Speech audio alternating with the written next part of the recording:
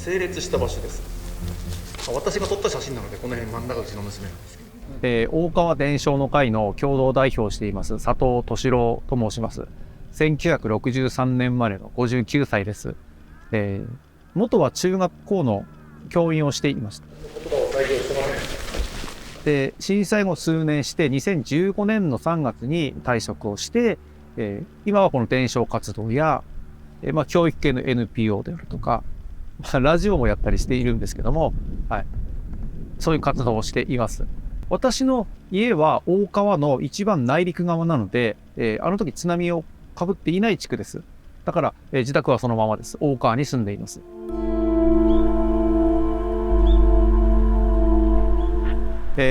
うちの学校は、卒業式の前の日だった。ちょうどその準備中に、大きな地震が。私は海の町の教員だったので、もちろん山の上に避難して流されていく、町を生徒と一緒に見ていました。3月11日、12日は、生徒と一緒に、女川っていう町なんですけども、女川に泊まってました。で、13日の午後に、娘がっていう知らせを聞いて、13日の夜遅く家にたどり着きました。大川小学校は大きな地震があって校庭に整列しました。そこまでは素早かったんですけども、そこで、大津波警報が出ますよね。それを受けてなかなか判断ができずにずっと校庭にとどまってしまいました。で、結果的に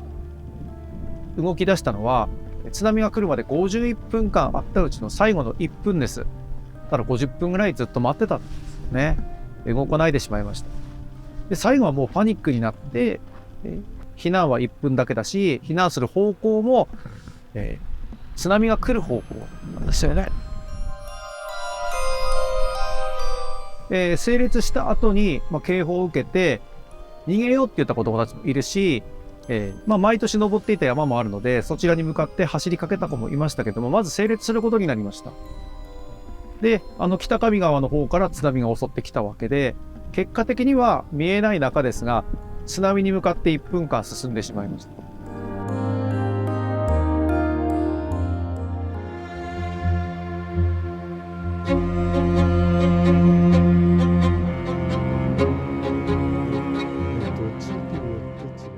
私は東北大学災害科学国際研究所の今村文彦と申します。専門は津波工学ということで、東北を中心に地震や津波の防災関係の研究をしておりましたが、2004年のスマトラ地震、またインド洋津波、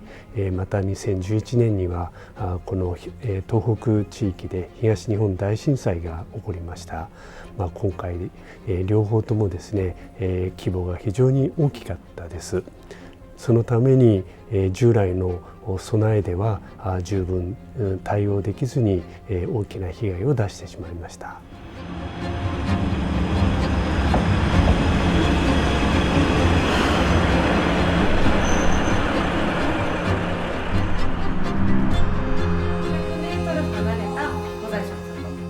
私は命をつなぐ未来館という東日本大震災の伝承施設のスタッフをしている川崎明と申します。年は今現在26歳になります。震災が発生した時は私は中学校2年生、その学校があったところはちょうど2つの川がぶつかるあたりで、海のなんですかね、河口部分というかっていうところに面していて、でしかも学校が建っていたところも高台じゃなくてすごい低い土地に建ってたところだったんですね。今度津波でね、校舎が壊れてしまったので新しく建てられたのはこの町のここからもすぐ見えるんですけれども、高いところに新しく建ちました。準備体操をしている時に地震が発生して、でそこから高台に避難をし始めていくんですけれども、当時はやっぱり中学生の避難が一番早くて、すごくスムーズに避難が行われまして、まず逃げたのがいつも避難訓練で使っている御在所の里っていう福祉施設だったんですね。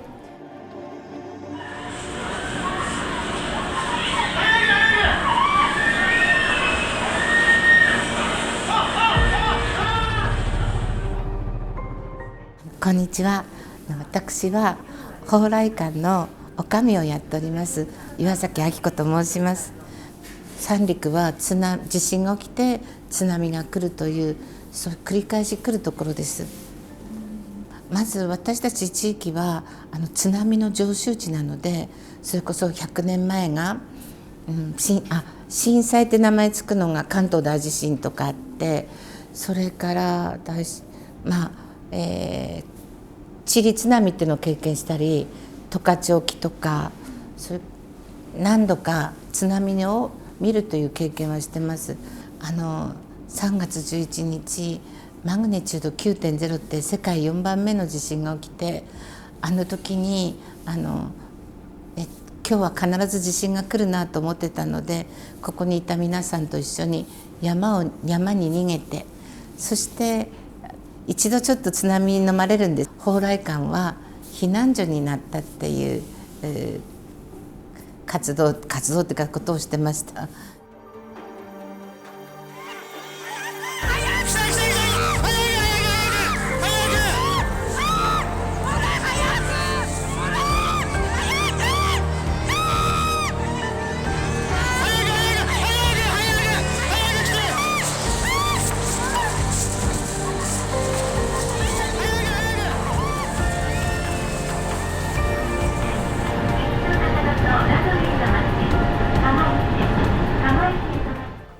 特にこの東北地方では三陸海岸を中心にですね、例えば明治の三陸大津波、また昭和の大津波もありました。その経験をもとに地域では防潮堤を作ったり避難訓練をしたり、当時の経験を伝承するなどソフトとハードの対策をやっていました。そのために一定ですね、三陸沿岸部では大きな被害は軽減できましたが、他の地域はそれが十分ではなかったと考えています。全校生徒108名で帰った子や休んだ子もいるので、校庭には70数名が残っていたと言われています。でそこで犠牲になったのは74人です。70人死亡、4人行方不明です。で先生方も11人校庭にいて10人亡くなりました。亡くなった娘は3番目で、上の2人は今東京の方で。うちの娘は3月13日に見つけられたと思います。で土手の上に、泥だらけの子供たちがいっぱい並べられていて、その中の1人がうちの娘です。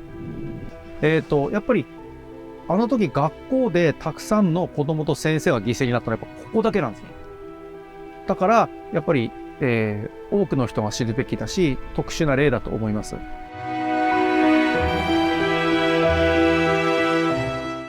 そこからまたさらに高台の方の山崎デイサービスっていうまた福祉施設なんですけど、そこまで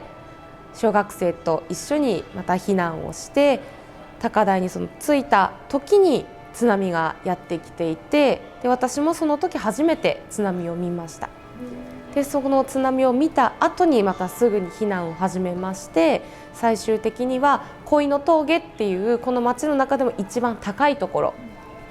ですかね、山を越えるような峠なんですけれども、そこまで走って逃げて津波から逃げること、助かることができたっていう状況でした。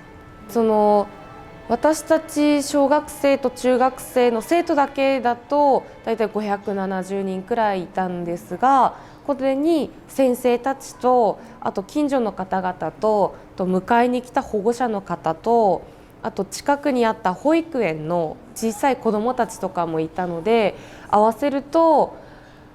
700、800とかそのくらいたくさんの人数が避難していたと思います。震災前の8年ほど前から学校ではふるさとを知るというお勉強の中で津波を知ることの勉強を始めます。で当時の釜石市の防災課も、この頃市民は避難訓練、私たちのところでは昭和8年3月3日に前の三陸大地震大津波があったので、その時に避難訓練をするんですが、この頃市民は避難訓練に参加しなくなったという課題を持ってたんですね。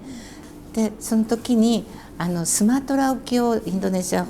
あったことを研究なさってた群馬大学の片田先生という方がいらして、釜石のそういう情報発信を聞いて、大人が防災意識が低いのであれば子どもたちをまず教育しましょうと。で 3.11 の時に中学生は小学生の手を引いて1週間前に三陸道っていうのが完成してたんです。そこまで駆け上がって助かったと。一つの大きな考えがですね、レベル1、レベル2というもので、確かに防潮堤などは非常に有効ではあるんですが、今回のような大津波に対しては十分対応するには難しいです。限界があります。それに対してレベル1ということで、高い頻度で起こる地震津波に対しては防潮堤でしっかり命と地域を守ろうということになります。でレベル2に関してはそれを上回ってしまいますので、少なくとも命は守る、つまり情報を伝えながら適切な避難を行っていただく、こういう対応を実施したわけであります。それに加えて、防潮堤などハードの対応に関しては、従来からコンクリートのようなグレーインフラが重要であります。で確かに非常に強いんですけども、やはり環境であったりまた景観に関しては課題があります。その対応のために例えば防潮林であったり植生ということで自然の力を使って軽減をする、これがグリーンインフラになります。今ですね、東日本大震災から11年余りが経ちましたが、余震ということでまだ地震の影響は続いています。特に福島県宮城県を中心にマグニチュード7ということで、場合によっては建物の被害が出るぐらいの大きな余震、地震が続いているわけであります。まずは重要なことはリアルタイムで地震津波をしっかり観測してキャッチして正しい情報を提供するということが大切ですね。従来はですね、一定のモデルを使ったり推定で情報を出していましたが、やはり正確でなかったりまた時間が遅かったりという課題があります。それに関してはいろんなセンサーを多く設置していち早く正確に把握すると、そういうことが我々学んだことになります。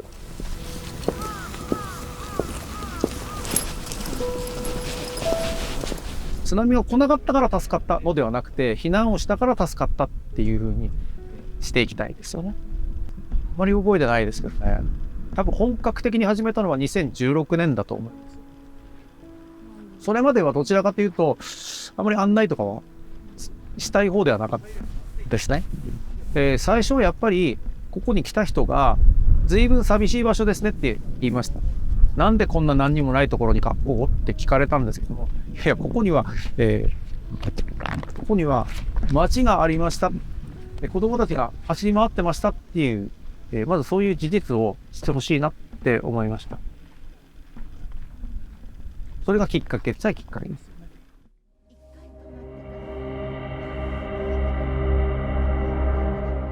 3つの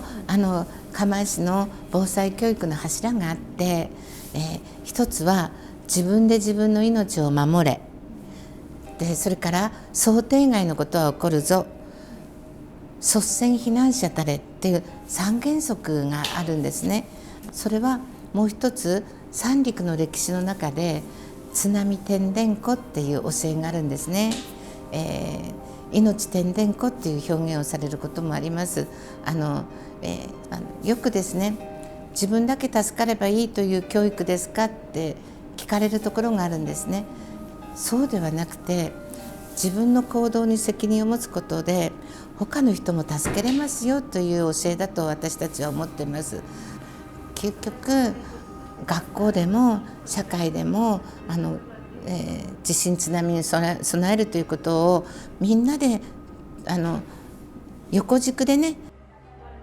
私はここの鵜住居地区というところで生まれ育ったんですけれども、その小学校でも中学校でも防災学習というのをやってました。なので小さい頃から宮城県とか岩手県のその海の方で大きな地震が発生するよっていうのはずっと聞いて育ってきたっていうところもありまして、その震災が発生する前から防災学習に取り組んでいました。